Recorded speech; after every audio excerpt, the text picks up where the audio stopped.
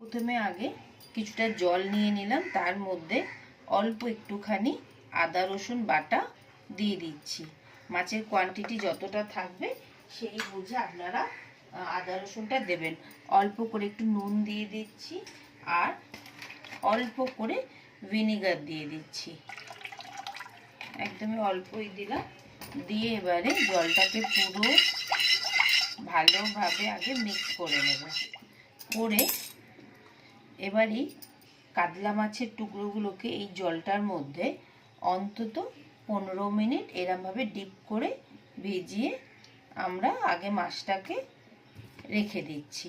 এইভাবে 15 মিনিট এখন রেখে দিলাম।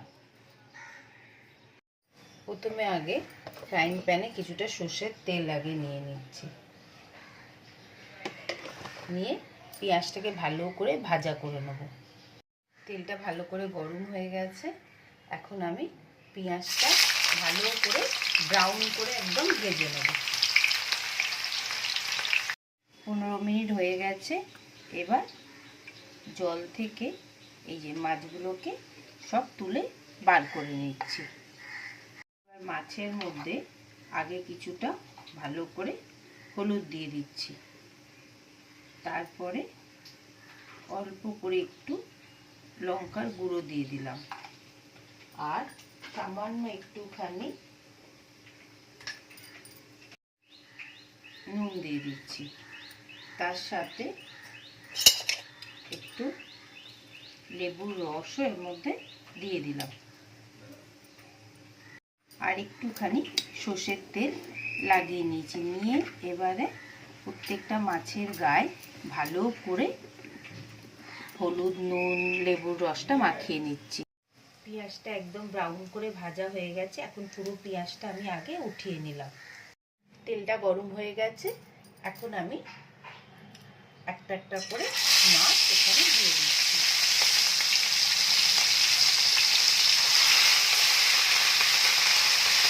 দিয়ে বেশি দুধ ভাজবো না, হালকা হালকা করে মাছগুলোকে ভেজে নিচ্ছি। মাছগুলো যতক্ষণ ভাজা হচ্ছে ততক্ষণ আমরা একটা পেস্ট বানিয়ে নিচ্ছি। তার জন্য আমি যে পেঁয়াজটা ভেজে রেখেছিলাম সেটা আগে পুরোটা দিয়ে দিচ্ছি। একটা গোটা টমেটো নিয়ে নিয়েছি, কিউব কিউব করে কেটে নিয়েছি, সেটাও দিয়ে দিচ্ছি। আর কিছুটা টক দই দিয়ে এইটাকে একদম মিহি করে পেস্ট বানিয়ে নেব। মাছগুলো ভালো করে ভেজে নিয়েছি। এখন মাছগুলোকে আমি একটা একটা করে তুলে নিচ্ছি। দেখুন একদম ভালোভাবে মাছগুলো ভাজা হয়ে গেছে। এবার প্লেটে করে মাছগুলোকে তুলে রাখছি। ভাজার তেলটার মধ্যে আমি একটা ডালচিনি, 3টে ছোট এলাচ আর একটা লবঙ্গ আগে দিয়ে দিলাম। এবার একটু এটাকে নাড়াচাড়া করে নিচ্ছি। করে নিয়ে টমেটো পেঁয়াজ আর দই দিয়ে যে পেস্টটা বানিয়েছিলাম এখন এই তেলটার মধ্যে আমি সেটা আস্তে আস্তে দিয়ে দেবো। দিয়ে দিলাম।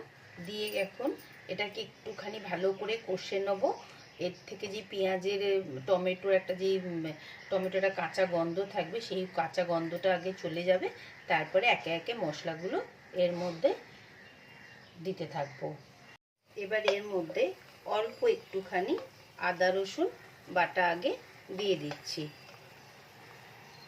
দিয়ে এটাকে ভালো করে একটুখানি আগে মিক্স করে নিলাম। প্রথমে একটুখানি হলুদ দিয়ে দিচ্ছি, আগে অল্প করে হলুদ দিয়ে দিলাম। এবারে ঝালের জন্য লাল লঙ্কা দিয়ে দিচ্ছি আর একটু কালারের জন্য অল্প করে কাশ্মীরি লঙ্কা দিয়ে দিলাম, অল্প করে জিরে গুঁড়ো আর লাস্টে অল্প করে ধনে গুঁড়োটা দিয়ে দিলাম। দিয়ে প্রত্যেকটা জিনিসকে ভালো করে মিক্স করে দেবো। আর অল্প একটুখানি এখন নুন দিয়ে দিচ্ছি। পরে আবার লাস্টে নামাবার সময় একবার দেখে নেব যে নুনটা হয়েছে কিনা। এবার এটাকে একটুখানি মিডিয়াম ফ্লেমে রেখেছি। মশলার গন্ধগুলো যতক্ষণ না যাচ্ছে ততক্ষণ এটাকে ভালো করে কষে নেবো। ওপরে তেলটা যখন উঠবে তখন মাছগুলো দেবো আমরা। 2টো কাঁচা লঙ্কাও দিয়ে দিলাম। দেখুন একদম ওপর থেকে তেলগুলো উপরে উঠে এসেছে। এখন আমি মাছগুলোকে আস্তে আস্তে করে কোরমার গ্রেভির মধ্যে দিয়ে দিচ্ছি।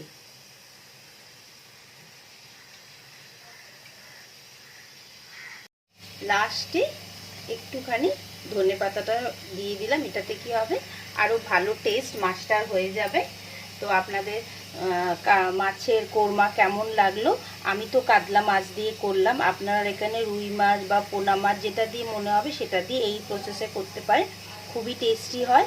আর এটা আপনারা পোলাওয়ের সাথেও খেতে পারবেন, এমনি প্লেন সাদা ভাতের সাথেও খেতে পারবেন, কোনো বাড়িতে লোকজন এলে সেখানেও বানাতে পারবেন। তো আমার রেসিপিটা কেমন লাগলো অবশ্যই আমাকে বলবেন, আর আপনারাও বাড়িতে ট্রাই করবেন। কেমন লাগলো আমার রেসিপিটা আমাকে কমেন্ট করে জানাবেন।